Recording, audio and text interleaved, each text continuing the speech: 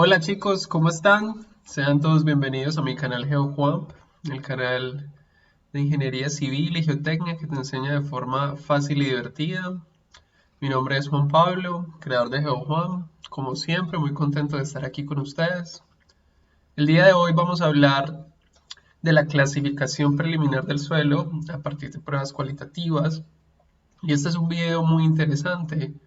porque es la continuación, o más bien la puntualización en torno al primer video que fue el origen de los suelos y el origen de las rocas. Así que espero lo disfruten y obviamente espero que me acompañen en este video para que aprendamos un poco acerca de esta clasificación.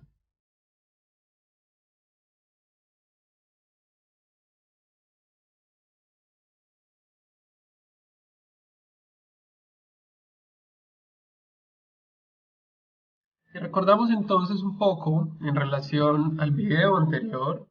ah, podemos entonces traer a colación la definición del suelo. Y si hablamos de la definición del suelo, podemos recordar entonces que este estará definido como el producto de descomposición de la roca. Esto implicará de alguna manera que estemos pensando de forma inherente o asociada a esta definición eh, la existencia o que tengamos que tener la existencia de un perfil de meteorización para hablar como tal del suelo como un producto de formación a partir de la roca. Desde el punto de vista del suelo, este puede ser clasificado en 5 grandes grupos. Podemos hablar entonces de las gravas con símbolo G y que viene del inglés gravel. Podemos hablar de las arenas con símbolo S que viene del inglés sand. Podemos hablar de los limos con símbolo M y de la palabra cuyo origen tiene la palabra sueca mo. Las arcillas, símbolo C y del inglés clay. Los suelos altamente orgánicos, símbolo O y en inglés que hacen referencia a la palabra organic. Y por último tendríamos la turba de símbolo PT que viene del inglés peat y que permiten establecer para nosotros lo que conoceremos como la clasificación de la clasificación primaria del suelo. Cualquiera de los suelos que nosotros tengamos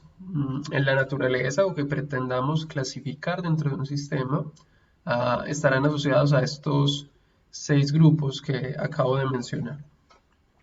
Si recordamos entonces o seguimos recordando sobre esa línea, podemos entonces encontrar las gravas y las arenas. Recuerden, gravas, símbolo G, arenas, símbolo S, gravel and sand, respectivamente. Y podemos entonces definir las gravas como aquellas cuyo tamaño o diámetro de partícula estará dentro del siguiente rango que les muestro en pantalla. Hablaremos de gravas como aquellas cuyo diámetro de partículas se encuentra entre 75 milímetros y 4.75 milímetros y que desde el punto de vista del sistema patrón o del sistema de mallas, que va a ser muy importante y que lo podrán ver ustedes también referido en mi video de granulometría, hablaremos de que para estos diámetros de partícula dentro del sistema patrón implicará que las gravas serán aquellos materiales o aquellas partículas que pasen la malla 3 pulgadas y que queden retenidas sobre la malla número 4. Esto cobrará más sentido en el tema de granulometría, el cual pueden ver dentro de mi video, que está también dentro del canal. Y desde el punto de vista de las arenas, hablaremos entonces que para nosotros arenas serán aquellas partículas cuyo tamaño o diámetro se encuentre entre 4,75 milímetros y 0.074 milímetros.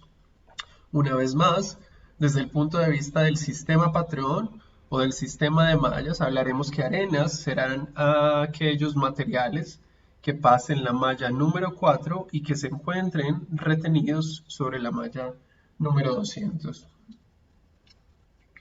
Si miramos entonces desde el punto de vista de las imágenes, podemos ver algo muy interesante, que desde el punto de vista de las gravas y de las arenas, podemos encontrar estas no necesariamente como un material de cantera, que es lo que esperaríamos tener para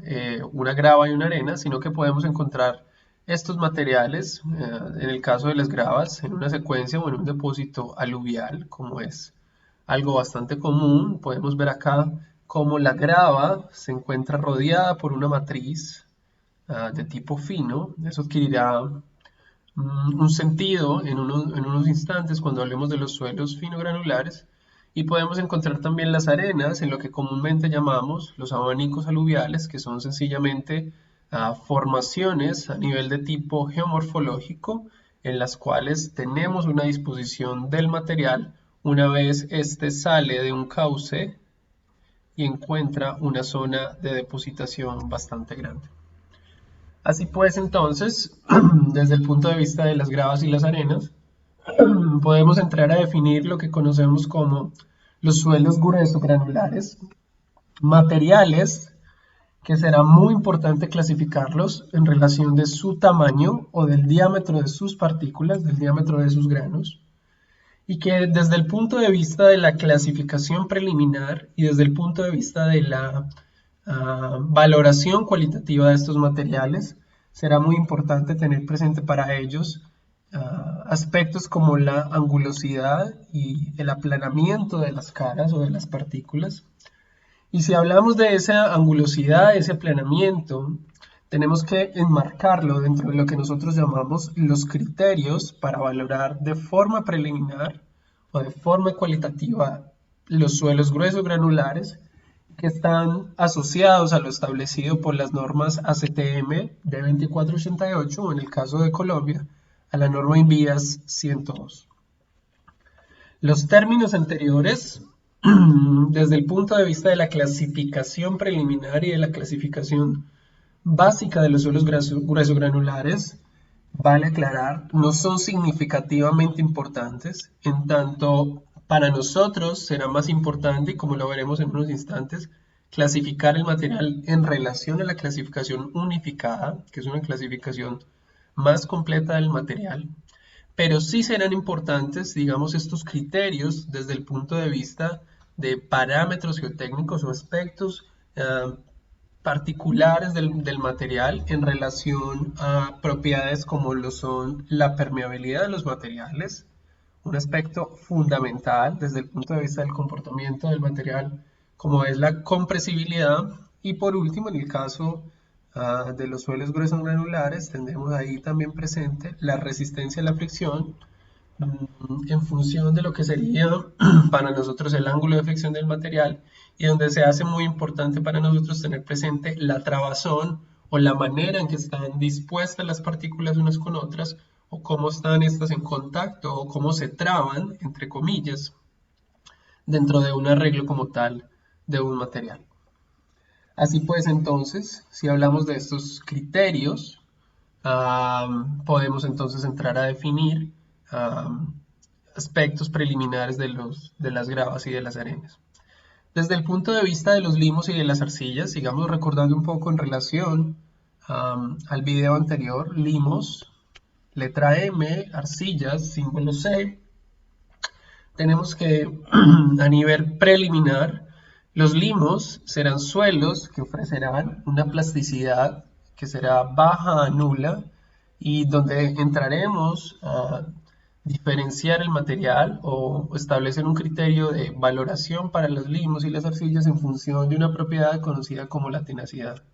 y que desde el punto de vista de los limos, esta tenacidad esperamos que sea baja, mientras que en el caso de las arcillas estaremos hablando entonces de suelos que presentan una plasticidad que es variable en función de un contenido de humedad, que lo vamos a controlar también cuando hablemos o estemos introduciendo el tema de límites de consistencia, y esperaremos también que para el caso de las arcillas su tenacidad sea alta,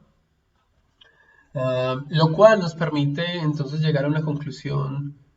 importante desde el punto de vista de la distinción de los limos y las arcillas, y es que para hablar de o diferenciar entre estos dos materiales, será muy importante considerar la plasticidad o el efecto de la plasticidad y la compresibilidad en lo que llamaremos para nosotros la fracción más fina o la fracción de material que pase la malla número 200, es decir, que tengan diámetros menores o inferiores a 0.074 milímetros. Esto adquirirá sentido conforme vamos avanzando dentro del curso, pero podremos ver en esencia que desde el punto de vista de la fracción fina, como lo miramos acá dentro de la imagen, podemos encontrar una fracción fina, en este caso hacemos referencia a un limo, donde contamos con unas partículas bastante finas, bastante pequeñas en términos de su diámetro, y sobre las cuales podemos realizar el clásico ensayo de cazuela para determinar los límites de consistencia o el límite líquido propiamente dentro de los procedimientos establecidos por Casagrande. Desde el punto de vista entonces de los limos y las arcillas, recordemos que estos son llamados los suelos finogranulares y los limos y las arcillas serán llamados suelos finogranulares si estos materiales están formados por partículas finas o si la proporción de estas partículas finas en el agregado es tal que la influencia en el comportamiento del suelo predomina sobre los granos gruesos. Y eso tendrá una repercusión muy importante que lo podemos explicar a la luz de lo que estamos viendo en las imágenes de abajo. Podemos ver entonces cómo contamos desde izquierda hacia derecha con la presencia de una fracción fina asociada a la matriz del agregado, a la matriz del material, y en donde contamos con una predominancia que es respectivamente baja, una predominancia respectivamente media y una predominancia respectivamente alta. Esto implicará, desde el punto de vista de la imagen de la izquierda, que sobre este agregado como tal, o sobre este suelo como tal, tendremos predominancia de las partículas gruesas, como lo estamos viendo acá, como lo podemos reseñar acá. Pero a su vez contaremos con la presencia de una matriz fina de baja predominancia, pero que implicará que haya una influencia sobre el comportamiento de la parte gruesa, que en este caso es la parte predominante. Si lo miramos desde el punto de vista de la mitad, este API que ustedes están viendo en pantalla, en la mitad, desde el punto de vista de la clasificación unificada, hace referencia a una arena limosa. Este material que vemos acá es una arena con contenido de finos importante. Puntualmente estamos hablando de que el contenido de finos es superior al 12%, o el porcentaje de finos es superior al 12%, y veremos entonces que en este caso hay una predominancia de la partícula gruesa, que en este caso es la arena, pero a su vez contamos con la influencia de esta arena dentro de nuestro agregado, y eso tendrá una repercusión obviamente sobre el comportamiento del material. Si lo miráramos desde el punto de vista de la imagen 3, de la pique de la derecha, veremos entonces cómo contamos con la presencia de un material completamente fino. Este material que tenemos acá es un limo de alta plasticidad. Aquí contamos con un material de alta plasticidad con un porcentaje de finos superior al 50%. Y que al igual que sus predecesores tendrá una repercusión bastante importante desde el punto de vista del comportamiento del material. Recuerden entonces que nuestra función, nuestra finalidad a lo largo de este curso y desde el punto de vista de la ingeniería geotécnica, de la mecánica de suelos, es clasificar el suelo en función del sistema unificado. Recuerden que ese sistema unificado lo podemos conocer en español como SUCS, Sistema Unificado de Clasificación de Suelos, o en inglés lo podemos conocer con el acrónimo USCS,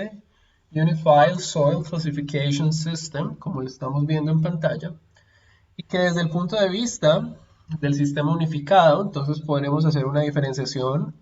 entre las gravas, recuerden, entre 74 milímetros y 4.75 milímetros. Podemos hablar de las arenas como aquellas que están entre 4.75 y la malla número 200 o el diámetro asociado a la malla número 200 que es de 0.074 milímetros. Que las partículas finas serán aquellas que se encuentren por debajo de 0.074 y donde se hace muy importante, como lo acabamos de decir, clasificar el material en función de la plasticidad y la compresibilidad. Esto será tema de más adelante en el caso de los límites de consistencia, pero vale la pena establecer esa diferenciación desde el punto de vista unificado, si bien o aunque estemos tratando como tal de la clasificación preliminar del material. Muy bien, espero hasta ahora vayan disfrutando el video. Recuerden que si les va gustando el video, no olviden darle pulgar arriba, dejarme sus comentarios. Conforme vayan avanzando, estaré muy pendiente de responder a sus preguntas y de las inquietudes o dudas que tengan para este tema como tal. Ok, si hablamos entonces de un sistema de clasificación preliminar, tenemos que traer a colación los criterios y las pruebas cualitativas que nos permiten enmarcar el suelo dentro de este sistema preliminar. Y desde el punto de vista de los suelos gruesos granulares, recuerden las gravas y las arenas, los criterios principales para la clasificación preliminar del material estarán en función o consideran desde el punto de vista de la norma de la D2488 en el caso de la norma STM, en el caso de la norma colombiana la INVIA 102, tenemos criterios en función de la angulosidad, la forma, la reacción con el HCl, el ácido clorhídrico, el olor, el color, el máximo tamaño de la partícula y podríamos también hablar en este caso de la relación que existe entre el grueso y la matriz, que como lo vimos en la imagen anterior del primer apique, se hace muy evidente cuando la parte gruesa del agregado o del apique o del material como tal está dominada por una grava y tenemos una matriz bastante pequeña que conforme íbamos avanzando hacia las figuras de la derecha iba aumentando el tamaño de esa matriz o de esa fracción fina como tal. Si hablamos desde el punto de vista de la forma, para el caso de la forma consideraremos la existencia de una partícula como la que estamos viendo en pantalla y para nuestra partícula será muy importante entonces definir tres aspectos como son la longitud, la L, el ancho W y la T que vamos a llamar espesor. Esta L viene del inglés length, para nosotros W viene del inglés width, que es el ancho, y por último hablaremos de la T en función de lo que conocemos como el espesor o el thickness. Así pues, entonces, si somos capaces de medir para nuestra partícula estas tres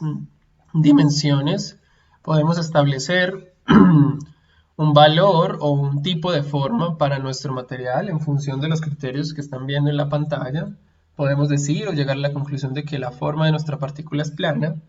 Si el criterio de ancho sobre espesor es mayor que 3, podremos hablar de que nuestra partícula o nuestra forma de la partícula del material es alargado si el criterio de longitud sobre ancho es mayor que 3.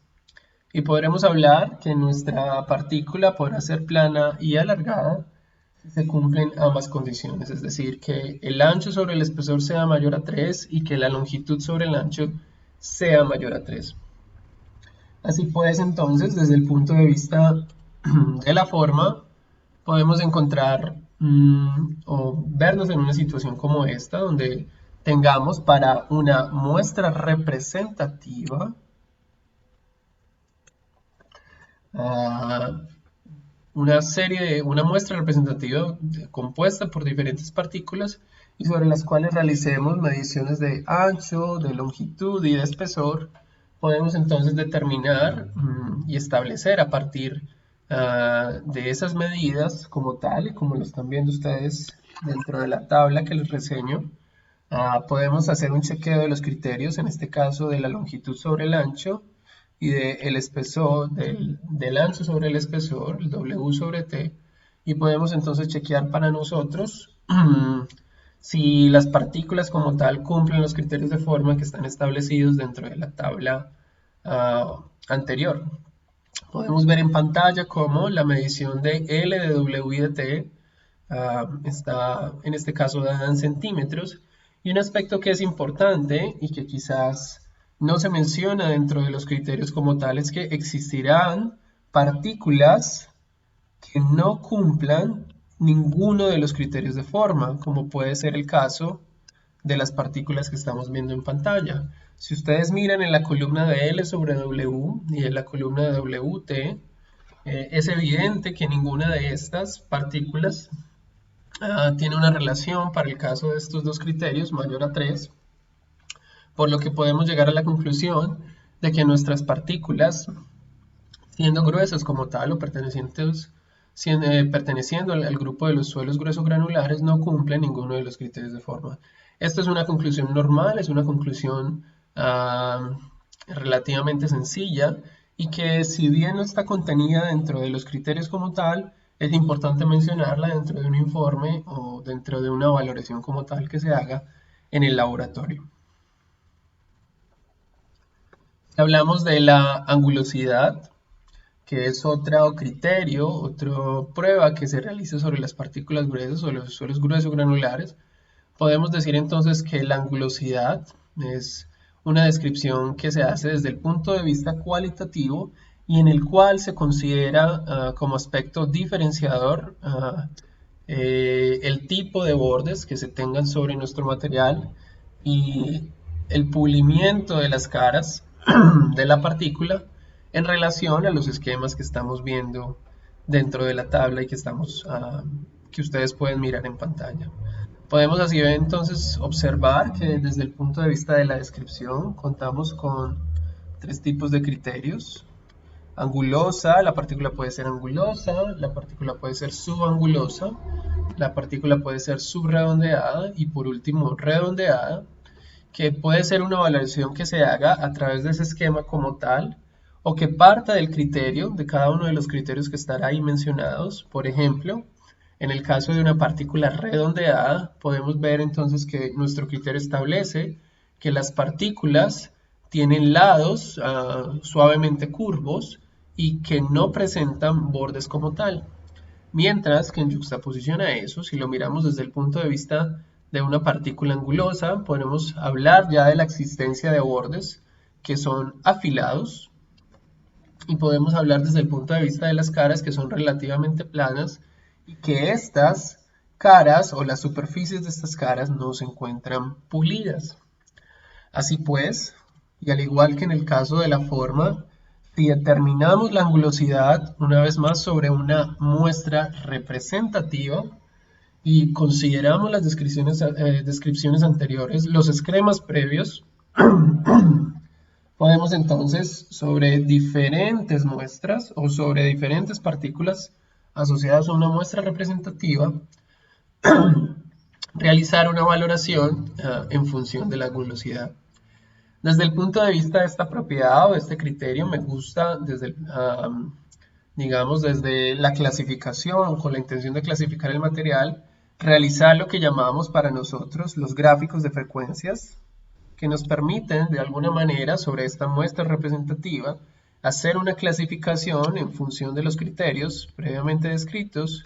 y que estarán asociados en términos de la cantidad o de la repetición o del número de partículas que cumplen dichos criterios. Podemos entonces ver en el caso de la figura cómo sobre nuestra muestra representativa hay una predominancia de partículas angulosas establecido dentro de una repetición dentro de esa muestra representativa de al menos 30 partículas como tal, y que a partir de allí podemos entonces verificar la predominancia de la angulosidad sobre nuestro suelo, y lo cual obviamente nos permitirá llegar a una conclusión sobre el comportamiento del material como tal. Si hablamos de otros criterios para las partículas gruesas, podemos entonces traer a colación la reacción con el ácido clorhídrico. Como lo estamos viendo en la figura de acá, podemos ver entonces las partículas, las cuales, si ustedes alcanzan a percibir, tienen acá o se les ha colocado ácido clorhídrico, HCl, para verificar la reacción de la partícula, en el caso de la existencia de partes carbonatadas o de la existencia de minerales de calcio como tal. Podemos hablar también del olor, del color. Otro aspecto que es interesante es el máximo tamaño de la partícula sobre la muestra representativa. Aquí es bastante obvio cuál sería para nosotros el máximo tamaño de la partícula. Y podemos hablar entonces, y como fue un aspecto importante en el video del origen de los suelos y de las rocas, establecer lo que para nosotros es la relación entre el grueso y la matriz, y verificar sencillamente sobre una muestra representativa que representaría como tal una matriz o una serie de partículas bastante finas que pasen la malla número 200 y cómo podríamos tener pequeñas partículas que sean más gruesas y que queden retenidas sobre la malla número 200 o que tengan un diámetro mayor a 0.074 milímetros. Estos serán los criterios más importantes desde el punto de vista de las partículas gruesas y como les dije al principio, nos permitirán a nosotros no dar cuenta de una clasificación definitiva para las partículas gruesas, mas sí nos permitirán establecer parámetros de geotécnicos asociados a los materiales gruesos como son la permeabilidad, la compresibilidad y la resistencia a la fricción. Desde el punto de vista de los suelos finogranulares, recuerden, limos y arcillas, los criterios principales para la clasificación preliminar considerarán tres propiedades en esencia. Podemos tener entonces, o hablaremos entonces de la resistencia en estado seco como primer criterio o primer prueba importante a realizar sobre los materiales. La dilatancia será nuestro segundo criterio. Por último, hablaremos de la tenacidad. En menor cuantía o con una valoración no tan importante dentro de la clasificación preliminar, podremos hablar entonces de la sedimentación, del brillo, y en este caso particularmente a mí me gusta, el sabor. Podemos hacer una distinción en términos del sabor de lo que sería una arcilla y un limo como tal, que es una prueba que generalmente me gusta hacer con mis estudiantes dentro del laboratorio y que les invito a que ustedes allá en casa o cuando estén en una situación de campo de laboratorio hagan esa diferenciación para que se den una idea sobre la variación entre limo y arcilla como tal.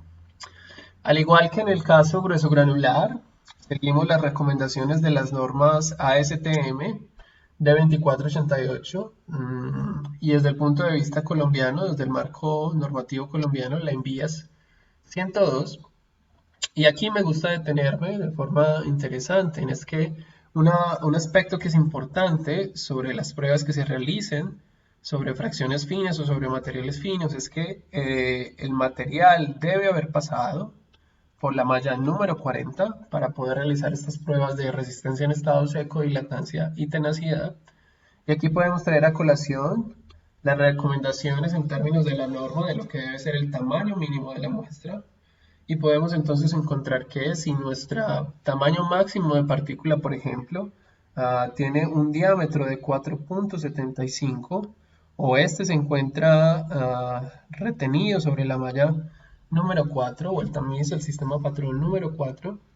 nuestro peso mínimo para ejecutar las pruebas como tal de resistencia en estado seco, dilatancia y tenacidad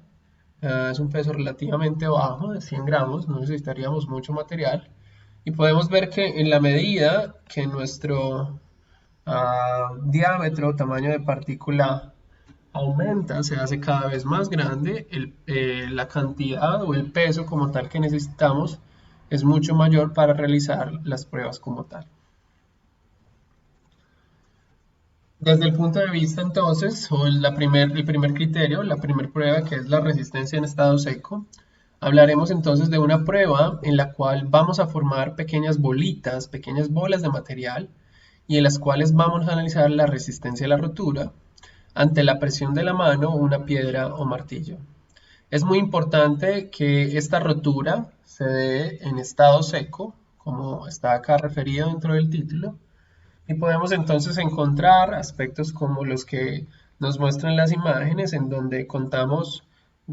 como en la imagen de la izquierda, una resistencia en estado seco baja, es decir, donde tenemos una bolita ah, conformada en estado seco y que una vez le aplicamos una rotura, esta fácilmente se resquebraja o no tiene una resistencia muy alta y por lo tanto esta se destruye. Y desde el punto de vista de la resistencia en estado seco, pues tendríamos como tal una bolita que cuando le aplicamos presión con la mano, principalmente, no necesariamente con una piedra o martillo, podemos entonces tener una resistencia en estado alto y podemos entonces garantizar que la bolita va a permanecer allí, lo cual nos daría entonces una idea del comportamiento del material. A grosso modo, de forma preliminar, esperaríamos que para el caso de las arcillas, la resistencia en estado seco típica es alta, mientras que para el caso de los limos, la resistencia en estado seco se espera o es típico que sea baja. Y al igual que sus predecesores, podemos entonces establecer dentro de los marcos normativos criterios para el establecimiento de la resistencia en estado seco y podemos entonces tener situaciones o descripciones como las que vemos en pantalla, una resistencia en estado seco que va desde ninguna hasta un criterio de muy alta y donde como tal contamos con una serie de descripciones que nos permiten a nosotros llegar a la conclusión sobre la resistencia de la fracción fino, la resistencia de ese material fino, en aras de hacer una clasificación del material de forma preliminar. Contamos como segunda prueba la dilatancia. La dilatancia como tal estará definida a nivel de prueba como tomar una porción de suelo que se encuentra en una situación o en un estado húmedo o muy húmedo y que lo vamos a colocar dentro de nuestra palma para realizar como tal dicha prueba. Una vez esta porción de suelo o este material se encuentra muy húmedo dentro de nuestra palma, lo que vamos a hacer es golpear con la mano a la otra mano donde tenemos la muestra y vamos a verificar si en la superficie del suelo esta se va a tornar brillante por el afloramiento del agua. Podemos ver entonces en las imágenes cómo contamos con una muestra de suelo con un contenido medio importante y podemos evidenciar cierto nivel de brillo en la superficie de esta muestra, lo cual nos va a permitir llegar a una conclusión sobre la dilatancia como tal. La dilatancia, a mí me gusta mencionarla o me gusta asociarla como tal a una medida de la permeabilidad, que será tema que se vea más adelante del curso y que también pueden consultar dentro de uno de mis videos que se encuentra en el canal, que son las formas del agua en el suelo. Y podemos hablar entonces que la dilatancia, al hablar del afloramiento del agua dentro del suelo, estará asociado a la permeabilidad del material. En la medida que podamos definir la permeabilidad o que definimos la permeabilidad como la capacidad que tiene el suelo de dejar pasar el agua. En ese orden de ideas entonces podremos hablar que si el agua tiene o que si la muestra tiene una dilatancia, que es de tipo lenta, implicará que el agua aparece de forma lenta una vez se genere el sacudimiento de la muestra y que como tal podremos asociarlo a una capacidad del suelo muy baja de dejar pasar el agua, es decir, la velocidad con la que el agua pasa a través del suelo es bastante lenta, es bastante baja y por lo tanto, de alguna manera podríamos esperar que en términos de esa dilatancia, la permeabilidad de nuestro material sea igualmente baja. Así pues, si habláramos, por ejemplo, de una dilatancia rápida, que es otra manera de concluir sobre esta propiedad, podríamos hablar de que el agua aparece rápidamente en la superficie del material cuando se realiza el sacudimiento y que ésta desaparece rápidamente. Esto querrá decir que desde el punto de vista de la capacidad del suelo de dejar pasar el agua, el suelo va a tener una alta capacidad para dejarlo ser y esto de alguna manera o inherentemente estará asociado con a la manera o la velocidad con la que el agua pasa a través del suelo y por lo tanto podremos entonces esperar que desde el punto de vista de la dilatancia, si yo me comporto de manera rápida o si mi dilatancia es de tipo rápido, podamos esperar que desde el punto de vista de la permeabilidad, nuestro suelo sea altamente permeable en tanto las velocidades del agua a través del material son igualmente rápidas. Desde el punto de vista de la clasificación, podemos esperar, o es típico de las arcillas, contar con una dilatancia lenta, mientras que para el caso de los limos podemos esperar, o es típico de estos, que la dilatancia sea de tipo rápido o rápida. Por último, llegamos a la tercera propiedad importante desde el punto de vista de la fracción fina, que es la tenacidad, la cual consiste en rodar una muestra de suelo sobre una placa esmerilada, sobre un vidrio esmerilado, el mismo que utilizamos para la realización de los límites de consistencia, los límites de Atterberg. Y una vez rodemos el suelo sobre esta placa esmerilada, nuestra intención es formar cilindros, los cuales deben tener un diámetro igual a 3 milímetros. Luego vamos a tomar dichos cilindros por un extremo y vamos a determinar en términos de esta propiedad si nuestros cilindros se rompen o no por la acción de su propio peso. Esto implicará, como lo vemos en las figuras, que generemos rollitos o cilindros del suelo como tal, que tengan este diámetro de 3 milímetros y que los vamos a agarrar por uno de sus extremos y vamos a verificar si efectivamente estos como tal se rompen debido al peso que estos tienen dentro de su, o como tal el peso de los mismos en función de que estos se encuentran humedecidos o que han sido preparados para la prueba como tal. Ustedes podrían encontrar desde el punto de vista del marco normativo que la tenacidad también se entiende o se puede extender a un criterio de presión en donde se hace muy importante considerar la existencia del límite plástico, como lo estoy reseñando, como se lo estoy mostrando en pantalla. Pero desde el punto de vista preliminar, yo prefiero, para mí es más interesante, realizar la valoración de la tenacidad en función del propio peso y no tanto en función de la presión cerca del límite plástico. Esto es importante diferenciarlo porque desde el punto de vista de la prueba del límite plástico, cuando lleguemos a los estados de consistencia y a los límites de consistencia, esta mención que les acabo de hacer de la presión cerca del límite plástico adquirirá un mayor significado, pero en función de la consistencia, no tanto de la clasificación preliminar.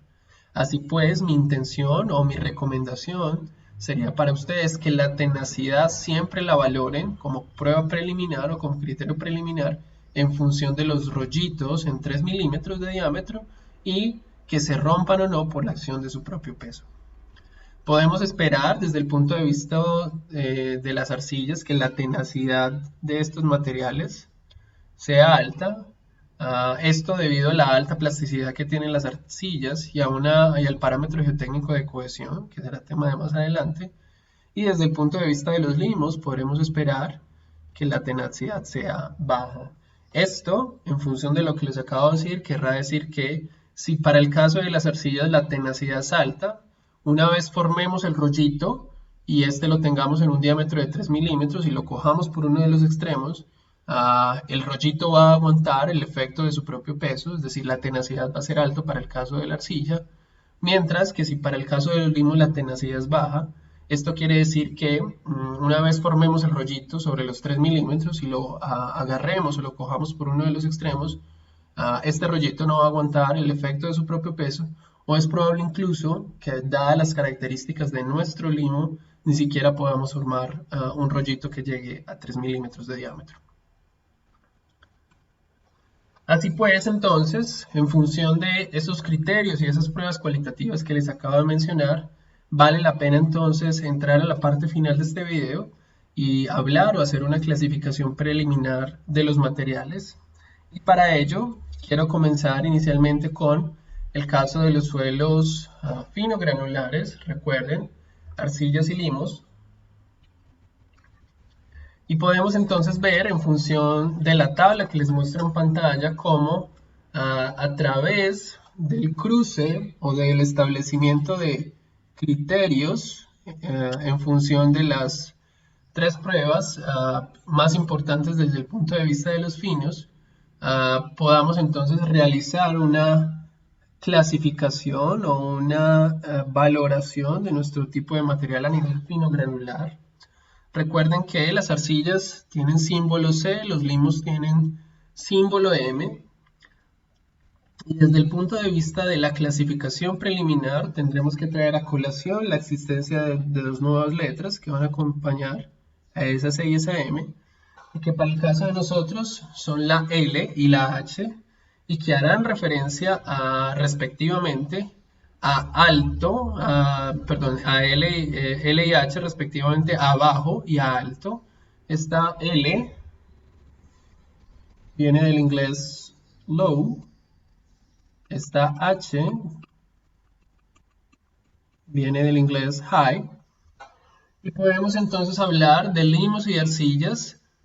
en relación a esa L y esa H que tengan una alta compresibilidad o una alta plasticidad. Eso adquirirá mayor sentido en el tema de límites de consistencia, y podemos entonces encontrar situaciones como las que nos muestra la tabla, en donde podamos tener, por ejemplo, un material que tenga una resistencia en estado seco alta o muy alta, una dilatancia nula, como es esperado en el caso de las arcillas, y una tenacidad significativamente alta, relativamente alta, y en donde podamos hablar como tal de que contemos a nivel preliminar con una arcilla de alta plasticidad o una arcilla de alta compresibilidad. Y podemos hablar también en el caso de los limos de materiales que pueden presentar una resistencia en estado seco nula baja, una dilatancia que puede ser lenta a rápida, o desde el punto de vista de la tenacidad, como les decía previamente, materiales que no permitan formar los cilindros de 3 milímetros de diámetro, y por lo tanto podríamos entonces en función de esta tabla hablar de que nuestro material clasifica como un limo de baja plasticidad o un limo de baja compresibilidad. Esto, como tal, les digo, es una valoración preliminar sobre pruebas que son cualitativas. Conforme avancemos en el curso, y lo van a poder ver en otros videos, podremos hablar del sistema unificado, que se basan en clasificaciones más descriptivas, en métodos más cuantitativos, y que nos permitirán entonces hacer una diferenciación mucho más rigurosa que lo que estamos mostrando en esta primera parte. Desde el punto de vista de los suelos gruesogranulares, recuerden, las gravas y las arenas, será para nosotros muy importante realizar la clasificación en torno a la relación grueso-matriz. Y de esa manera entonces podemos o podríamos realizar una clasificación del material en donde, como les dije al principio, será muy importante valorar el material, el comportamiento del material por sí mismo, no tanto porque querramos clasificarlo o enmarcarlo dentro de un sistema, sino que la clasificación del material nos va a permitir a nosotros determinar parámetros técnicos en relación a la permeabilidad, la compresibilidad y la resistencia a la fricción. Y desde el punto de vista entonces del establecimiento de esta relación grueso-matriz, podremos hablar y eventualmente lo vamos a poder ver en la granulometría, como es en el caso del tema de la curva granulométrica, que nuestras gravas y las arenas podrán estar acompañadas del apelativo W, el apelativo P, que significa well graded, poorly graded, que hace referencia a la gradación del material, y que por lo tanto podemos decir que nuestro material, nuestras gravas y arenas, podrán ser bien gradadas o pobremente gradadas, GW, GP, SW o SP. Y podemos hablar también de la presencia de una fracción fina importante de nuestro material, y podríamos entonces hablar de que nuestras gravas y de nuestras arenas pueden ser de tipo limoso o de tipo arcilloso. Esto implicaría desde el punto de vista de la clasificación que nuestra grava puede ser GM, GC, y nuestra arena puede ser GM o GC. Desde el punto de vista de la clasificación definitiva, veremos más adelante que será posible establecer modelos gruesos con doble apelativo. Esto implicará que eventualmente podremos hablar nosotros de materiales que tengan la siguiente clasificación: SPSW, o que podamos hablar también de gravas que sean arcillosas, pero a su vez también que sean gravas que evidencien un comportamiento bien gravado. Esto será posible establecerlo conforme avancemos en la clasificación y nos acerquemos más hacia una situación definitiva, pero en esencia, desde el punto de vista preliminar, esto es lo que estaríamos en capacidad de valorar o determinar en función de las pruebas cualitativas que acabamos de realizar. Muy bien, chicos, espero les haya gustado mucho este video. Recuerden es tener muy claro la diferenciación entre un suelo grueso y un suelo fino, como lo vimos en este video. Los suelos gruesos, gravas y arenas; los suelos finos, limos y arcillas. Recuerden también que tenemos diferentes pruebas, diferentes criterios que nos permiten realizar una valoración de dichos materiales. En el caso de los gruesos, nos enfocamos principalmente en los aspectos de forma, angulosidad, reacción con HCl, relación grueso-matriz de cara a la clasificación. Y en el caso de los finos, estaremos hablando de 3 criterios o de 3 pruebas importantes, como son la resistencia en estado seco, la dilatancia y la tenacidad. Espero pues, chicos, les haya gustado mucho este video. Recuerden que me llamo Juan Pablo, mi nombre es Juan Pablo, que estoy muy contento de estar aquí con ustedes. Si les ha gustado el video, por favor, denle un pulgar arriba. Déjenme sus comentarios sobre qué temas les gustaría ver en la barra de comentarios. También estaré muy pendiente y muy atento de resolver sus inquietudes, sus preguntas a través de la página de comentarios. Y recuerden que lo que es interesante o un aspecto muy lindo de la geotecnia es que puede ser fácil y que puede ser muy divertida. Les dejo entonces esta credencial mía. Gracias por pasarse por este video. Suscríbanse al canal y nos vemos en una próxima oportunidad. Y